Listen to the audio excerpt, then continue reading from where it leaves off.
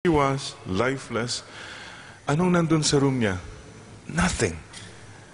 Mayroong tsinelas, may isang tabo, all her worldly possessions in that little plastic. That's all she had, and one little candle.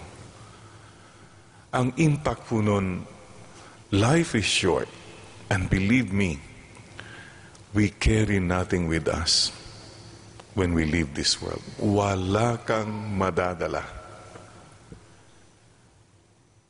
Lahat ng mga inipon mo na yan, kinole-collection mo na yan, wala po. So ito po ang magandang paalaala ng Panginoon sa atin lahat. Travel light. At laging handa. Ilan po sa inyo dito mga naundoy?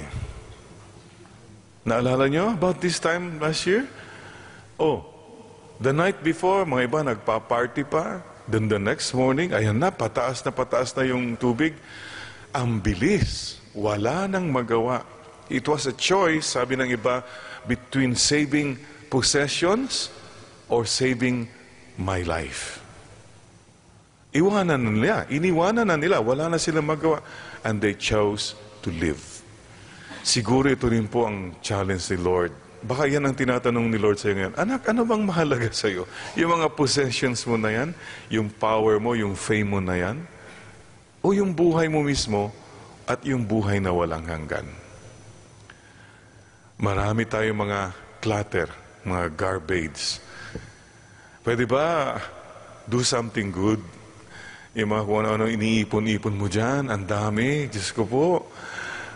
Ipamigay mo na, i-dispose mo na yan. Kasi pag namatay ka, problema pa yan ng mga pamilya mo, paano gagawin nila sa mga kung ano-anong pinagtatago mo dyan?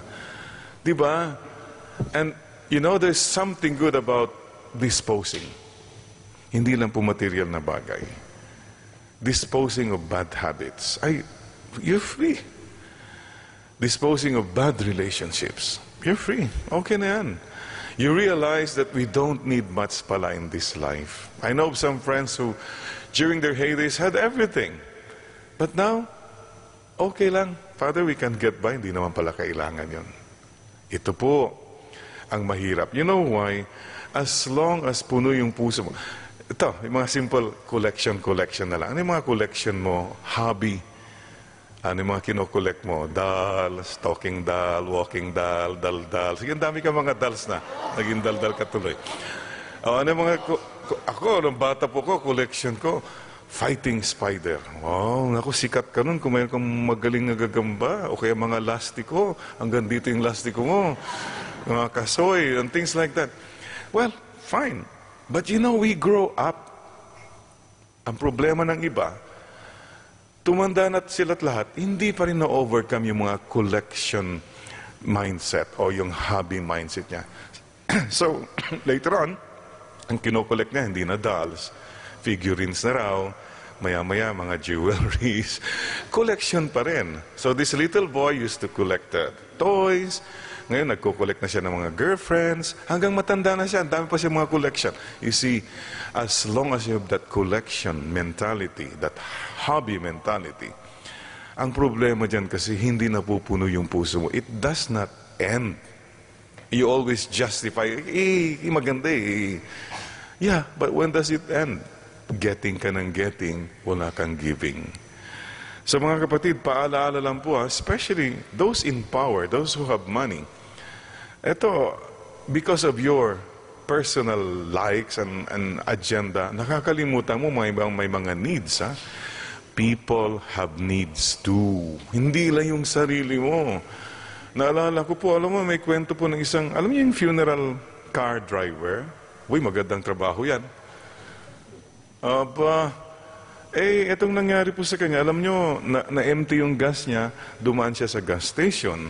Tapos medyo nagutom siya, nag-drive-thru pa siya. Tapos inaantok siya, nilakasan niyang music, mga pop music. Fine. So what's wrong with that, Father? Wala naman, except it all happened during a funeral service. So punta sa gas station, nandun yung mga relatives nakasunod, nag-drive-thru, sumunod din sila, nag-iiyakan. Tignan nyo, Isang tao nakafocus lang sa sarili niya at sarili niyang pangangailangan. Wala siyang pakialam kung ano ang nangyayari sa iba. This is what the Lord is telling us. Ikaw, when the time comes for you, minaltrata mo, dinaya mo mga ibang tao, the Lord will tell you, you are accountable. So mga kapatid, we don't know the time nor the hour. Laging handa mga kapatid. Kaya, so ayusin na po, sabi nga ho nila, it's time to tie the loose ends. Ay, Father, matagal pa yan. Bata pa ako, saka na lang yan. Excuse me. Death comes anytime to anyone. You all know situations like teenagers. Doon po masakit eh. You see, the natural order is that children bury their parents. Pero there have been instances, maybe you yourselves have experiences, when you had to bury a child. Some in their youth, some in their prime, but that's it.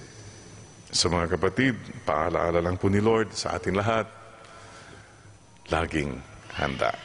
Saka pwede ba, wag mo nang hintayin yung last 2 minutes. Last 2 minutes. So yun na, Father, by that time, ayusin ko na lahat. The problem is that there may not be last 2 minutes.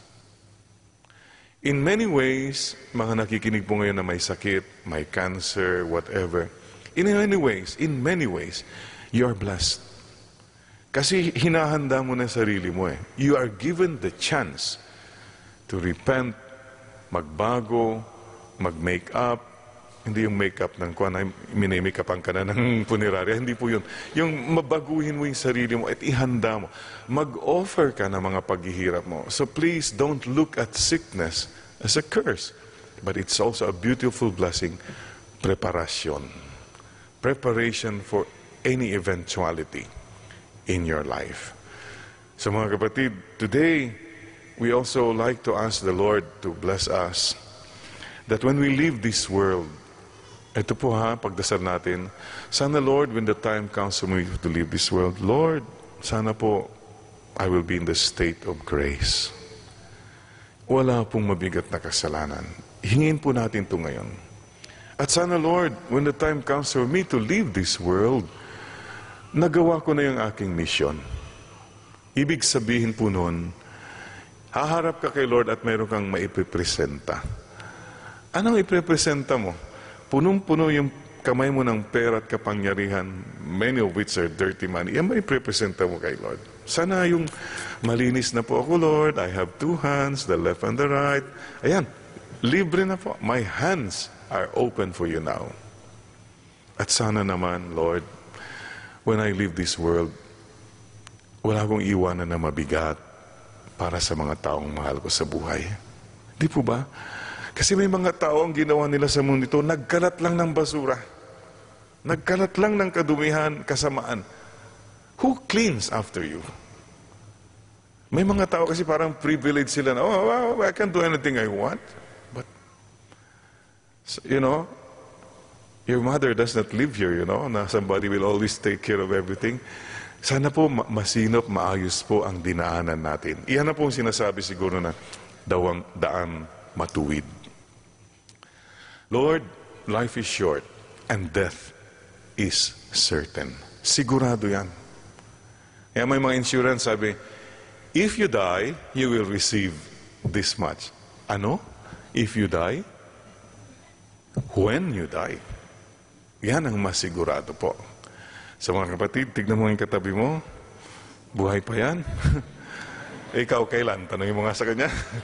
Hindi natin alam eh. But, having said that, there is a promise. Eternal life.